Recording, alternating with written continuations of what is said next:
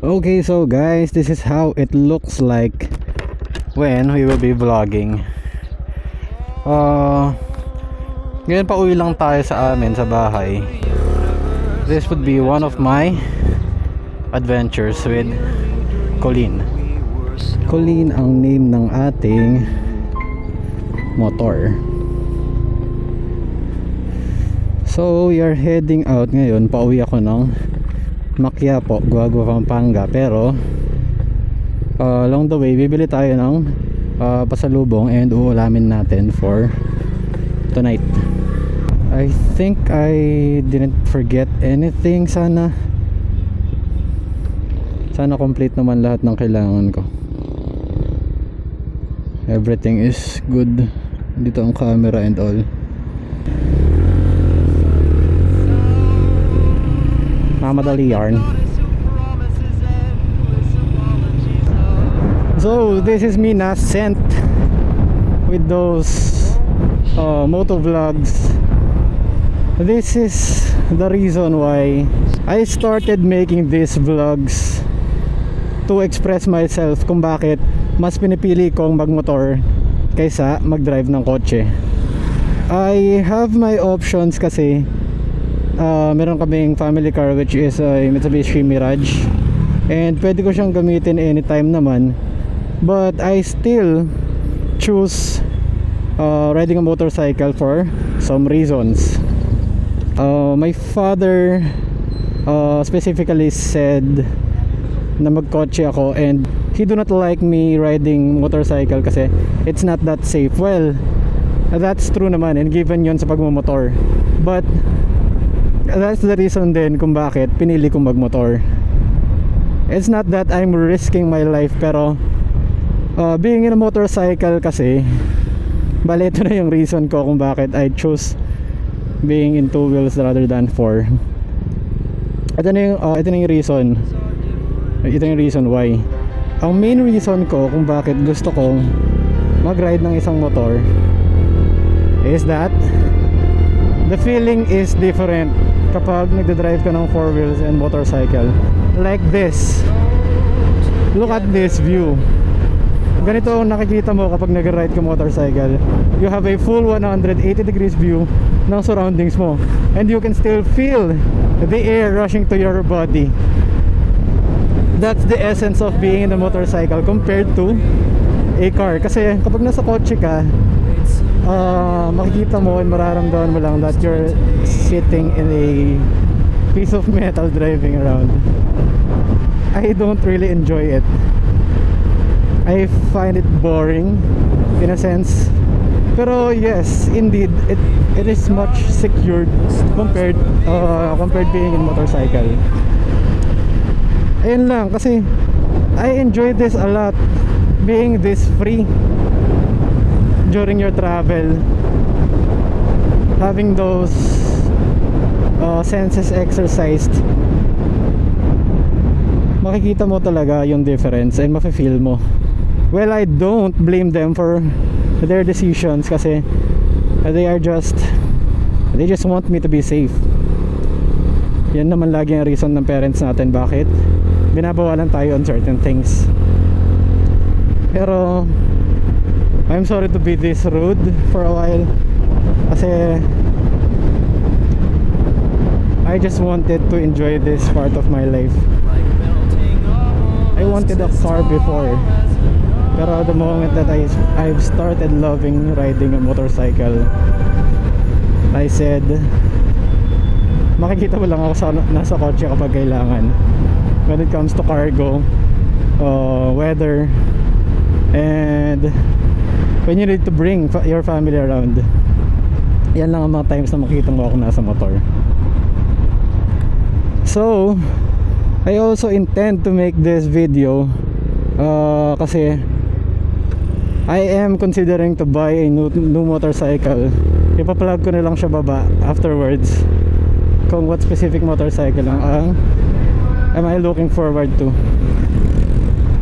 I had the reason to buy a new motorcycle kasi yes, this is an old one and this is already around 4 year old. And that, sir, I think is reasonable na to upgrade kasi my parents and I had that agreement na noong ako ay senior high school, nabibilhan nila ako ng motorsiklo. And yes, na-fulfill naman yon, yung napag-usapan namin yon, pero it was not 100% fulfillment kasi yes, nabigyan ako ng motorcycle pero not what we agreed on. And I just wanted myself to have what I really want, kasi considering that I am spending my own money with this, and ito, gusto ko lang na mag-upgrade. There had been a lot of times that I asked my parents for a few things, like ito, yun na yung time na binigyan ako ng option to buy a motorcycle with on a certain budget, pero we ended up settling dito for a second hand motorcycle around 1/3 of the price na napag-agrihan namin. Then another time na hindi na fulfill yung isa sa mga gusto ko, which is I asked for a certain laptop that I need noong ako senior high school, I think. And yes, isa yun sa mga hindi na fulfill. Well, I do understand why they don't get to give me what I want, pero now that I am spending the money that they gave me naman, gusto ko lang din makuha what I do really want and what I think I would enjoy. This would be a promise for them naman that with my travels I will bring them along. That's why I specifically bought this camera to make these vlogs. Na may papakita ko sa kanila kung saan ako nagpupunta. Not all of my journeys, pero yeah, I will include them. Kasi with this college journey, nakita ko and I felt that hindi ko sila masyadong na-update with things, and that concerns me a bit kasi considering that I'm being away from them, gusto ko lang na mabigyan ko sila ng idea and ma-include sila with my journey in life. That's another part of this vlog session, i-include ko, and kasama sa mga vlogs ko ang contents about being a licensed engineer. So andito na tayo sa pinupuntahan natin, and we will continue this vlog later na lang. Thank you. Okay, so vlog continuation lang to. Kakatapos lang natin bumili from Andox ng ulamin natin and pasalubong natin para sa ating parents. So pauwi tayo now sa Quiapo, kaya po sa bahay namin to get some rest din after a week of work. Pero this is for you na lang to enjoy my journey pauwi ng bahay.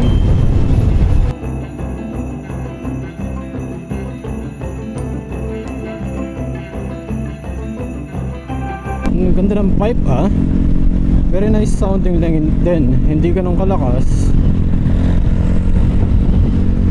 pero still may lutong pa rin siya. Nandito na tayo ngayon sa Galangco. Tomorrow we will be meeting some friends dyan for a meetup namin. Biyahe going to Nueva Ecija. Dyan ko sila imi-meet specifically sa Buan Veterinary Clinic. This view, I forgot to put my my ND filters on. Preferably na sa ganito sanang scenery ay naka ND16 tayo, but yeah, we forgot. I hope kahit ganitong against the light, still maayos pa rin yung ating reception, video reception. Ganito pala pag around 5 to 6 PM na pauwi ka, tutok sa atin ng araw. Overtake lang tayo ng konti, 1 to 2 vehicles pwede na. Well, I am now using a new vlogging setup. Nakalagay ito ngayon sa aking first helmet na binili ko kasi the audio with my LS2 na kakabili lang most halos is not that good kasi ang windy niya during highway speeds na 50-60, maririnig mo hangin na lang din siya. Compared dito, I think it's better. And dito nakapag-mount ako vertically. Doon kasi sa LS2 ano yun, modular. Hindi ko malagay as a chin mount. Kasi yung chin piece niya hindi siya solid. Medyo malambot siya. So we're risking a few details na baka mag-flex siya, then matanggal yung pagkadikit. Kaya ni-mount natin siya sa forehead part ng helmet, and mounting on it on the forehead made it top heavy. Kaya naging nakakangalay siya sa batok. Ramdam mo yung bigat, yung difference ng bigat niya kapag may merong camera. We are still looking for something na pwedeng ipalit dito sa gamit natin now, kasi gamit ko lang na ngayon is yung around 3 years old na RXR helmets ko. Modular din to, pero still a good one. Parang ang naging mas prefer ko sila having this RXR compared dun sa LS2 ko. Or maybe I just chose wrong. Mali lang yung naging decision ko with my LS2. Pero still, it is usable pa naman. Gagamitin na lang natin siya for back ride. Better having a good helmet for a back ride then, and having the option then to make it a half face. Added comfort na lang din sa ating mga back rides. Andito na tayo now sa Dao Lubao, kinda nearing our home na. Dito tayo usually bumibili ng mga ulam din kasi marami ng options dito, like barbecue. Kasi sa mga go-to namin dito is barbecue kasi masarap yung magaganda yung quality ng barbecues dito, like this specific one. And also another choice namin is ito, yung Archie's. I think it's Archie's kasi ito yung mga barbecue, yes, Archie's nga. Ito yung mga barbecue spot na parang branches sila. They have a few branches around Pampanga. I think meron sa Florida Blanca. And then ang malapit sa amin sa dorm is Betis and Kabetikan. Yan, meron dalawang malapit sa aming Archie's. Yan yung go-to namin kapag wala kaming maisip na dorm dinner. Dito, tawid lang tayo ng Dao, then nasa Maquiapo na tayo. I should be used to this, talking while riding.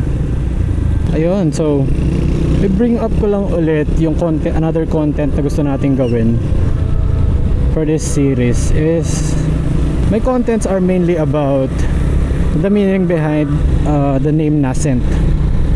I will be using Nascent as my vlogging name, and I've been using it as my in-game name, kasama siya sa laro. Nascent specifically means coming into existence. Parang in a sense para siyang in the phrase in the making.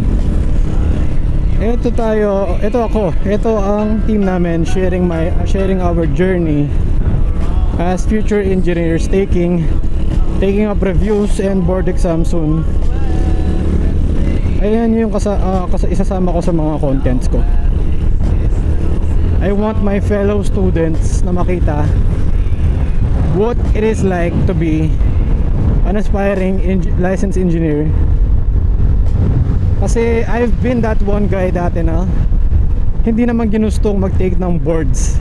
So part of this channel would be our journey as future mechanical engineers. I hope some of my colleagues and also future mechanical engineers na student pa lang ngayon find this as their light. Light talaga. Kasi I've been that student dati na nawalan na ng courage pursuing this. Pero ito ako ngayon, wanting to inspire you to still continue on what you started on. And dito na tayo ngayon sa ating barangay Maquiapo, Guagua. And this is me sharing my location. Go lang kuya, we're not rushing.